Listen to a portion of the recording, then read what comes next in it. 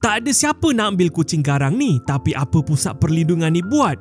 Memang betul-betul genius. Ini Max, seekor kucing jantan tua yang dulu ditinggalkan dalam kotak depan pusat perlindungan haiwan di Kanada. Dari luar nampak comel, tapi staf perasan si Max ni lain macam. Sikit-sikit naik tangan, nak gosok kepala kena tampar, nak lalu je pun asyik kena tampar. Daripada marah-marah, staf ni dapat idea gila. Apa kata kita sebarkan aib dia? Mereka gunakan perangai buruk dia tu, jadikan bahan promosi. Mereka letak papan tanda, dah berapa hari saya tak tampar orang tanpa sebab. Setiap kali Max berjaya kawal tangan dia, mereka tambah 1 hari. Tapi rekod paling lama 4 hari je. Lepas tu pengunjung yang datang ke animal shelter yang kena tampar oleh si Max akan dapat lencana, saya pernah ditampar oleh si Max. Marketing ni berjaya, viral dekat muka buku, di Reddit sampai masuk berita. Netizen semua bersorak gembira. Lebih ramai pengunjung mula datang ke animal shelter. Dan tak lama lepas tu, impian jadi kenyataan. Max dapat bibik baru bernama Larissa. Takdir hujan, takdir ribut. Larissa suka perangai kucing yang jenis pedas-pedas ni. Sekarang Max dah bahagia. Oi,